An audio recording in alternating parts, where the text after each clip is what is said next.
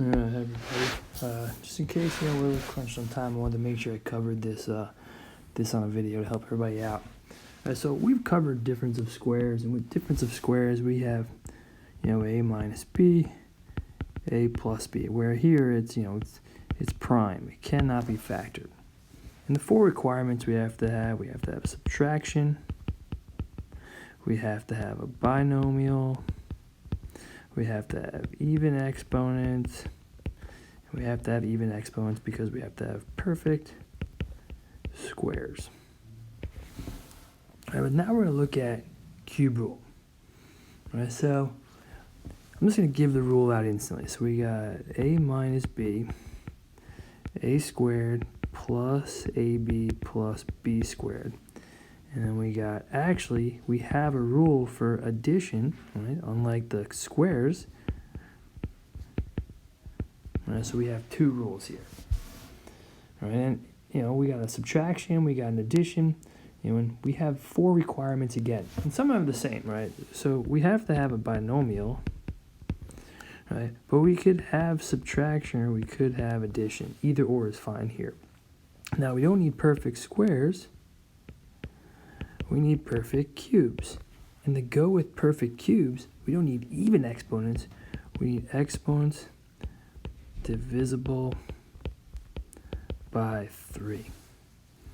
Right, so that's what's key. So if I gave an example, 27x to the 9th minus 8.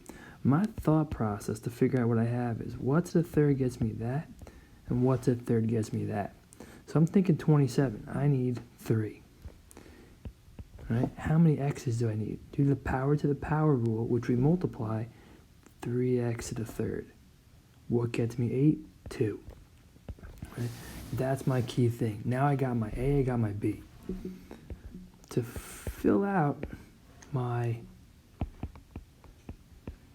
actual factoring step, I think of SOAP. Same sign, opposite sign, always plus. So since this was subtraction, I got subtraction there. Opposite, it's got to be plus, always plus. All right, so my setup is going to be, I got my A, I got my B. A squared is 9x to the 6th, A times B is 6x to the third, and B squared is 4. All right, so SOAP, same, opposite, always plus.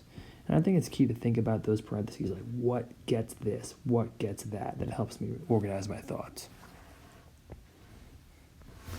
Right, so cannot forget, always look for GCF. So for this first one, take out an 8. X to the third plus 125. Alright, so I got my cube set up. SOAP, same, opposite, always plus. What to the third power gets me x to the third? X. What to the third power gets me 125? 5. X squared minus 5x plus 25. And the nice thing about this is, if done properly, this will always be prime. Right? We can't factor that out. The binomial might be, factorable, but the trinomial, not going to happen. For example 2, you can always change the order. Why leave it like this when we can make it x to the third minus 8? Got my bubble, same, opposite, always plus. X minus 2, x squared plus 2x plus 4. Alright, GCF, take out an x, 27x to the 9th minus 1. SOAP, same, opposite, always plus. What to the third power gets me 27x to the 9th? As we've already talked about, 3x to the third, 1. 9x to the 6th, 3x to the third, plus 1. Alright, big idea, GCF, take out 2yx squared. Leaves me at x to the third minus 64. 2yx squared, bubbles, SOAP, x, 4, x squared plus 4x plus 16. Now, these are kind of the basic ones, and we're building up our skills.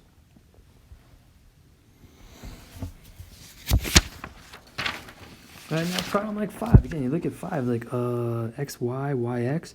Reorganize. All right, GCF and x, y. I got 1 minus x to the third, y to the third.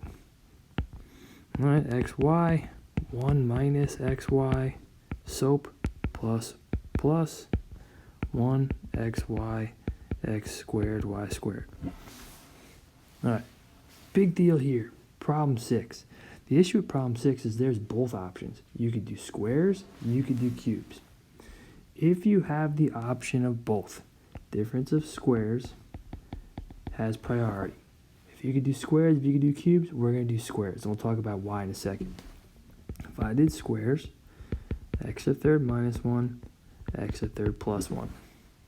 Now for both of these, I have the option to do cube rule. X minus 1, x squared plus x plus 1. And then for other one, x plus 1, x squared minus x plus 1. All right, factored out in its entirety. Now if I took this and did cube rule, which is not a horrible idea, what to the third gets me x to the 6? X squared minus 1. X to the fourth plus x squared plus 1. And then I get the difference of squares to get this. Now this is great. You did great work to factor it down to here. But in comparison to this, 3 bubbles versus 4 bubbles, obviously one is factored further. So if you ever have the option, go with squares first. All right, harder problems. GCF, 8 a to the third, x to the 6 minus 64 y to the 6. All right, here's one of those options we're talking about.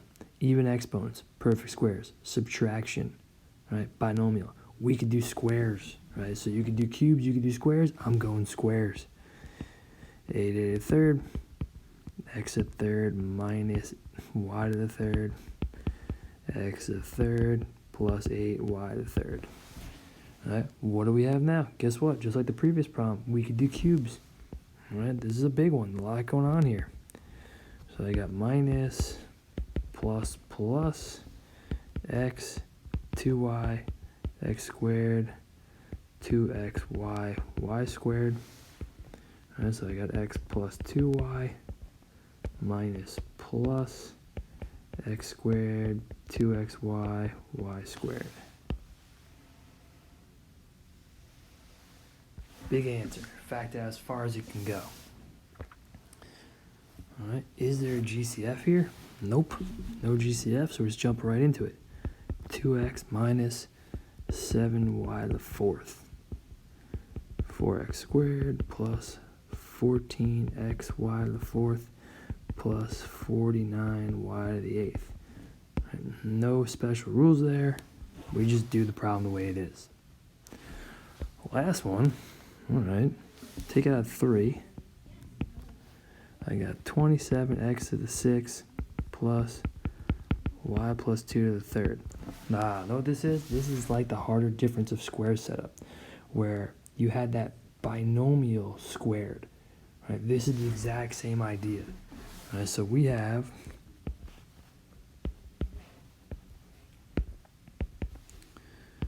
so I got 3x squared, and this would just be y plus 2.